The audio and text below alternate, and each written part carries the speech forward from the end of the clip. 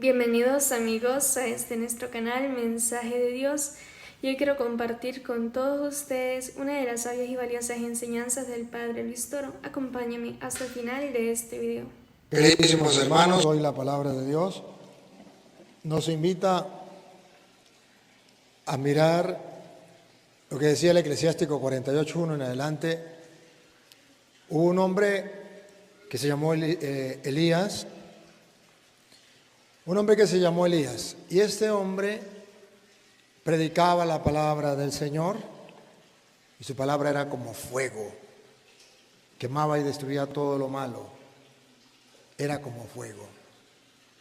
Y entonces ese hombre fue llevado al cielo por haber servido a Dios, y estaba escrito que antes de venir el Mesías volvería ese Elías que con su palabra es capaz de quemar todo lo malo o restablecer las cosas. Como cuando el campesino le mete candela a algún potrero que está lleno de maleza y después sale todo el pastico bueno. Así es Elías con su palabra, dice la palabra de Dios. Y antes de venir Cristo en la primera venida, vino alguien como él, con el espíritu y el poder de Elías, que era Juan el Bautista, pero dice Jesús, no lo conocieron. En la segunda venida de nuestro Señor Jesucristo, que estamos esperando en este tiempo de Adviento, pasará lo mismo. Jesucristo viene y Él quiere que se prepare el camino a su venida. Y Él manda a sus ministros. ¿Para qué? Para que se prepare el camino, para que destruya todo lo malo y para que brote algo nuevo. Así está escrito, Mateo 17, del 10 al 13, que acabamos de leer. Como dice que se esperaba, pero que ya estaba y que la gente no lo reconocía. Escuche. Entonces sus discípulos le preguntaron diciendo: ¿por qué, pues, dicen los escribas que es necesario que Elías venga primero? Antes de la primera venida, tenía que venir alguien como Elías. Vino Juan Bautista. Ahora, en la segunda venida, tiene que haber alguien como Elías que predique la palabra y que la palabra sea como esa candela que quema y destruye todo lo malo para que nazca algo bueno. Respondiendo Jesús les dijo: a la verdad, Elías viene primero y restaurará todas las cosas. Al destruir lo malo, restaura todas las cosas, las hace nuevas, renueva todas las cosas. Mas os digo que Elías ya vino y no le conocieron. Pero el problema está en que la gente no es capaz de descubrir ¿quién es ese instrumento de Dios, entre comillas, ese Elías que viene a preparar el camino del Señor? La Iglesia nos coloca este tiempo de Adviento precisamente para que todos ustedes y yo descubramos a ese Elías que viene a preparar el camino del Señor para que restaure todo lo malo que hay en nosotros. Para eso es el tiempo de Adviento. Estamos esperando la venida del Señor. Y hay que lo malo quitarlo y dejar lo bueno. Pero eso se hace a la luz de la palabra del Señor, que lo hacía Elías, que su palabra era como fuego que quemaba y destruía todo y restauraba todas las cosas. Hoy, en pleno siglo XXI, Dios también ha dejado sus Elías, sus ministros, sus profetas, sus sacerdotes, aquellos que van a llevarle al pueblo la palabra del Señor, y es exactamente lo que hoy quiero hacer con ustedes. Mostrarles cómo a través de la palabra de Dios usted y yo podemos ir divisando, detectando toda la maleza que hay dentro de nuestro corazón, todo lo malo, todo el pecado, y restaurar. Restaurar significa cómo quiere Dios que sea yo. ¿Cómo quiere Dios que sea mi vida? ¿Cómo quiere Dios que sea mi fe? ¿Cómo quiere Dios que sea mi esperanza, mi amor, mi trato con los demás? ¿Cómo quiere Dios que yo sea? Entonces, a la luz de la palabra, este tiempo de gracia, usted y yo nos dejamos moldear por esa palabra, transformar por esa palabra, y entonces ya nos convertiremos como el barro en manos del alfarero, como dice la canción. Yo quiero ser Jesús amado, como el barro en manos del alfarero. Toma mi vida, hazla de nuevo. Yo quiero ser, Señor, un vaso nuevo. De eso se trata. Si hoy ustedes y yo venimos a escuchar la palabra de Dios, es para hacer un vaso nuevo. Porque eso es lo que queremos ser, sino para qué venimos. Nosotros no venimos a calentar bancas. Nosotros no venimos a un compromiso que tengo y tengo que ir a ese compromiso, un compromiso social. No, yo voy a vivir mi fe. Yo voy a decirle a Jesús, quiero ser como el barro en manos del alfarero. Toma mi vida, hazla de nuevo.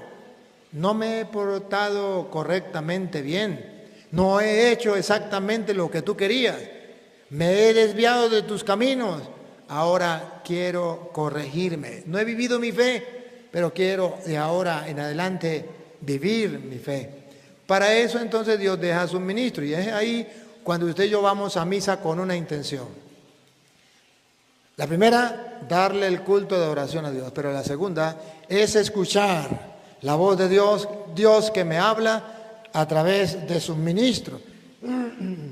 Está escrito en 2 de Corintios, capítulo 5, versículo 20. Cómo Dios tiene sus embajadores, sus ministros, y Él habla a través de ellos.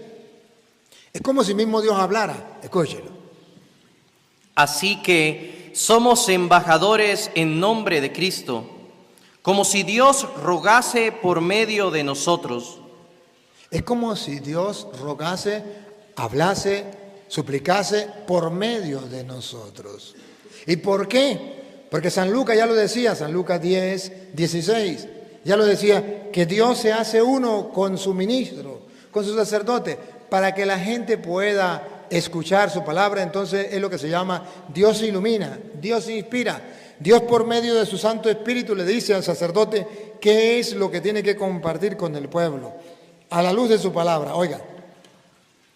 El que a vosotros oye, a mí me oye. Pues si el sacerdote es un embajador de Cristo y es como si Dios hablara por medio de su boca, entonces Jesús aclara. Otra vez con la lupa, véanlo. El que a vosotros oye, a mí me oye. ¿A qué vamos a la iglesia? A escuchar a Dios, pero no como dicen los protestantes. Todo lo que me venga a la mente es lo que Dios me habla. Entonces Dios me habló, Dios me dijo por allá un pastor. En mi pueblo llegó un fulano pastor allá al pueblo y entonces tenía un matrimonio y le dijo al novio, Dios me acaba de hablar anoche y me dijo que para que le vaya bien en el matrimonio, usted tiene que dejarme a su novia esta noche conmigo para sacarle todos los espíritus. Y el hombre asustado fue a hablar conmigo, me dijo, padre, mire, pasó esto, ¿será verdad o será mentira? Yo le dije, tonto usted si se la presta. Dios no habla así. Según la Biblia, Dios habla a través de sus ministros. Y quienes a ustedes escuchan, a mí me escucha, porque Dios habla a través de su palabra, de sus ministros, pero la palabra de Dios en labios de los sacerdotes es la voz de Dios. Y por eso una de las cosas que Dios pide es escuchar a sus ministros. ¿Otra vez? El que a vosotros oye, a mí me oye. ¿Por qué el pueblo se ha olvidado de eso? Porque existe el diablo.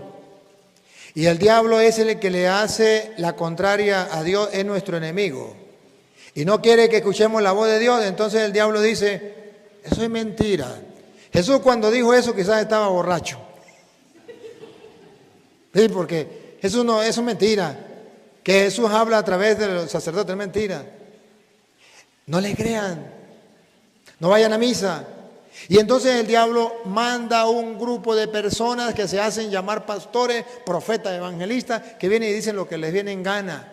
inventan mentiras y dicen sin que nadie los envíe, sin ser ministros de Dios. Ellos mismos se apoderan de eso y dicen, es que yo soy pastor. ¿Y a usted quién nos nombró pastor? Nadie, yo mismo. A Petronilo le patina el coco, que así no es. Pero entonces el diablo va destruyendo la fe en la gente. Antes nuestros abuelos, nuestros padres iban a la misa, escuchaban la palabra y trataban de practicarla porque sabía que Dios hablaba. Así lo dijo Jesús, quien a ustedes escucha, a mí me escucha. Pero ahora no. Ahora cualquier tonto que agarre un micrófono y lo ponga allá en la plaza y se llame pastor, sale toda la Arenosa a escucharlo. ¡Ah, no! Y viene el pastor, el profeta, evangelista, fulano de tal. Uy, mire lo bonito, cómo predica, cómo grita allá en la plaza. ¿No saben ustedes que es exactamente el trabajo del diablo destruir la fe de la gente? ¿No saben que ese es el enemigo para que ustedes no crean y se salven? Pero Jesús dice, no solamente dice Jesús, quien a ustedes escucha, a mí me escucha. También dice algo, ponga cuidado. Y el que a vosotros desecha, a mí me desecha. Desechar a los ministros de Cristo es desechar a Cristo. Cuando ustedes no vienen a la misa y no vienen a escuchar la palabra de Dios, ustedes no están rechazando al cura. Están rechazando a Cristo. El cura, mejor que no haya misa, se vuelve a ir y no hay ningún problema. Pero están rechazando a Dios, porque Dios, que es Padre, se preocupa por alimentar a sus hijos. Pero no solamente se preocupa de alimentarnos dándole la comida diaria, carnal, corporal, sino nos alimenta también a nivel espiritual y nos alimenta con su palabra y tiene sus ministros que sirva la palabra de Dios, que nos predique la palabra de Dios para que al entenderla la practiquemos y alcancemos la salvación. Así se alimenta el alma. Pero hay gente, ustedes no, los que no vinieron, que se preocupan por todas las cosas menos por el alma. Recuerdo de un señor que tenía una vaca y todo el tiempo andaba con su vaca llevándola al pasto, a que comiera pasto. Todo el tiempo. Y había un compadre que pasaba y le decía los domingos, compadre, vamos a misa, vamos a escuchar la palabra de Dios, vamos a alimentarnos del Espíritu. Y decía, compadre, yo quisiera ir, pero tengo que pastorear la vaca. Tengo que llevar la vaca a comer pasto, tengo que cuidar la vaca porque si no me la roban. A la orilla de la carretera cualquiera me la roba. Y todo el tiempo el mismo cuento. Hasta que una vez llegó el compadre y se pone a hablar con él, le llevó un jugo y comienzan a tomarse el jugo y unas paleonias. Y cuando estaban comiendo le dice, ¿sabe qué, compadre? Si a mí me tocara decidir, me pusieran a elegir qué quisiera hacer yo, tu vaca o tu alma, yo prefiero ser tu vaca y no tu alma. ¿Por qué, compadre? Porque tú te preocupas por tu vaca, pero no te preocupas por tu alma. Alimentas tu vaca, pero no alimentas tu alma. Cuidas tu vaca, pero no cuidas tu alma. Yo no quisiera ser tu alma, yo quisiera ser tu vaca. ¿Cuántos de ustedes le pasa lo mismo de ese hombre? ¿Se preocupa más por una vaca, por un perro, por unas gallinas? Se preocupa más por su casa, se preocupa más por otras cosas, por el trabajo, antes que por su alma.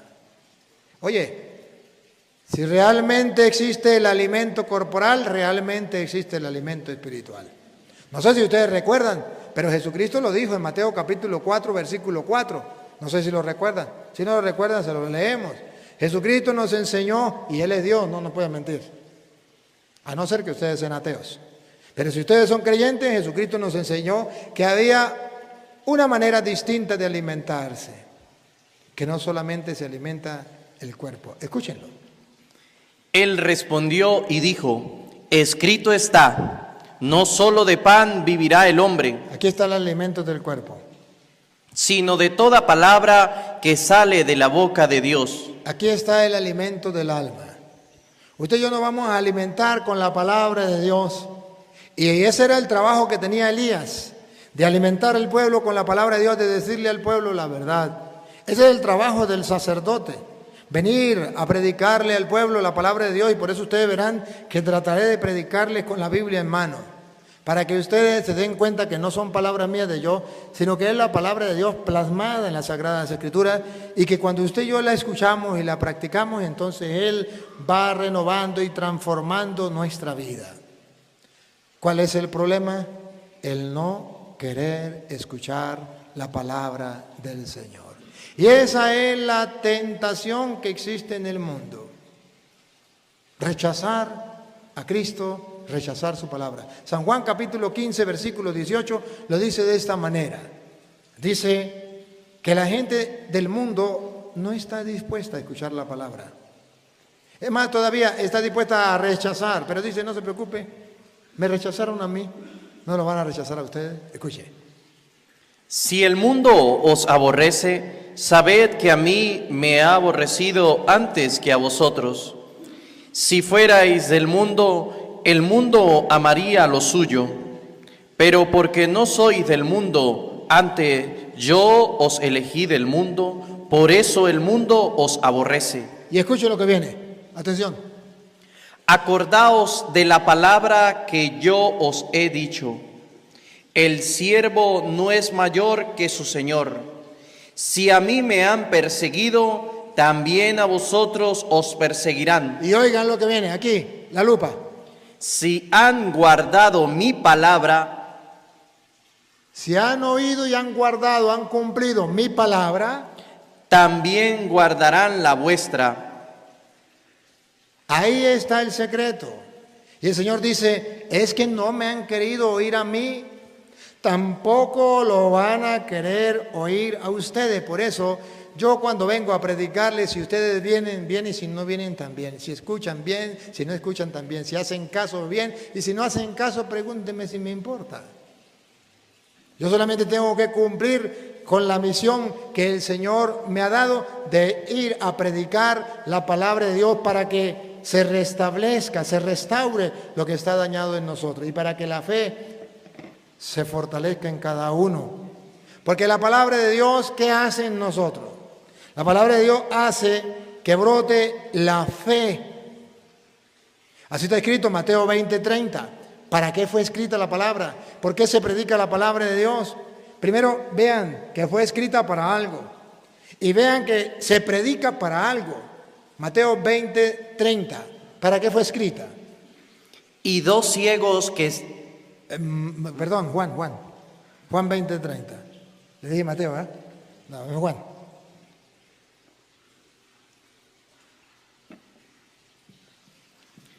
Hizo además Jesús muchas otras señales en presencia de sus discípulos, las cuales no están escritas en este libro. Lupita, ayúdeme.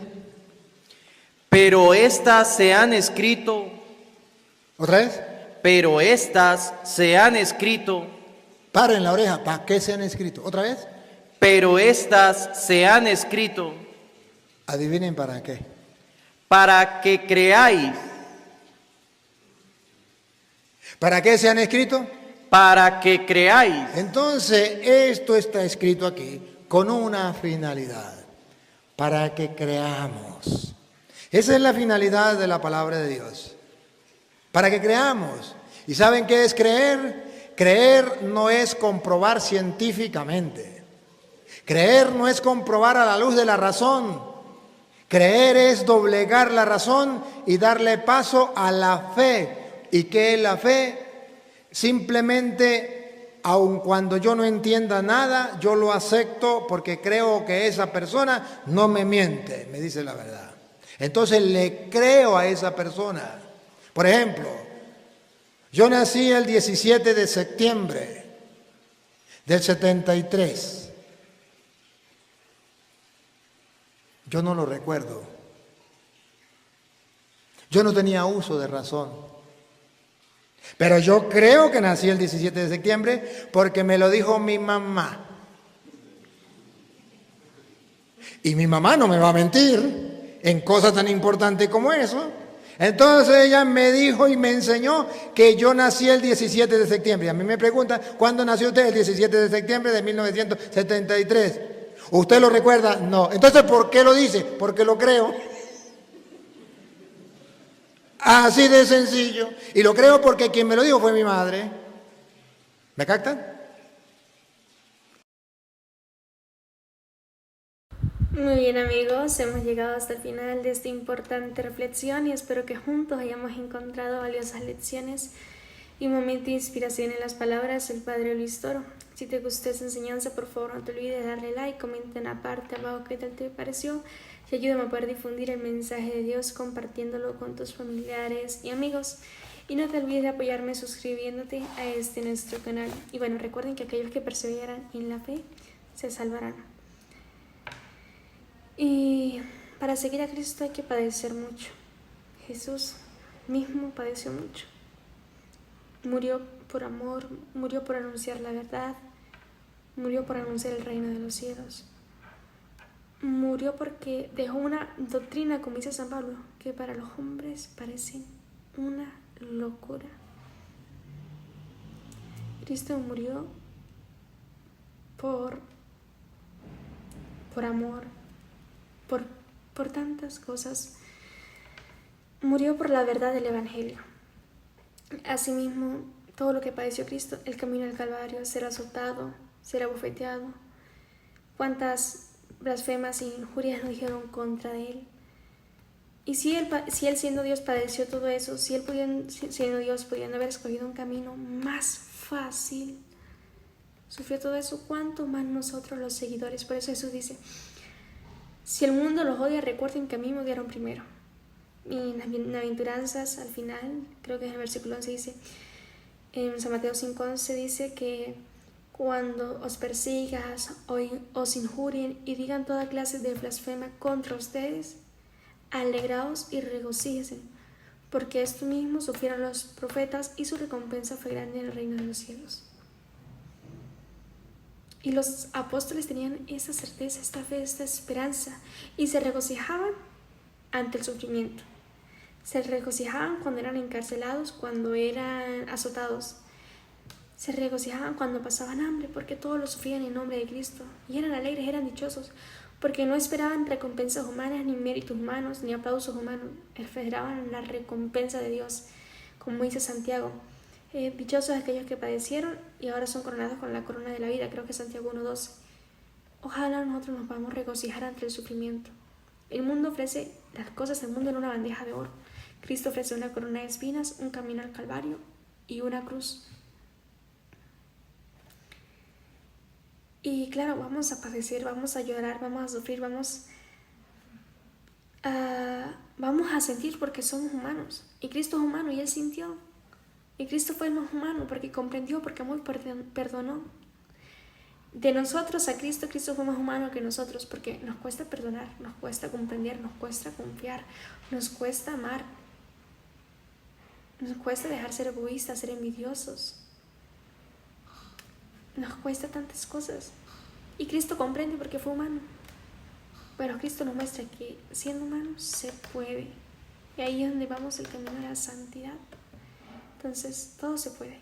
En el nombre de Dios, acompañados de Dios. Nunca hagamos nada por méritos solos. Jesús nos dice que todo aquel que esté cansado y agobiado, venga a mí y yo le daré paz y alivio a su alma. Podemos llorar, podemos reír, podemos cantar, podemos gritar en la agonía del sufrimiento. Pero poder decir como Jesús en el huerto de Getsemaní, Padre, si es posible, aparta este cáliz de mí, pero que no se haga mi voluntad sino la tuya. Incluso en el sufrimiento, aunque queramos renegar de nuestra cruz, decir, pero que no se haga mi voluntad sino la tuya. Vivir para Cristo y morir para Cristo. Eterna vida, dichosa muerte. Que Dios y María Santísima los acompañe. Hasta pronto.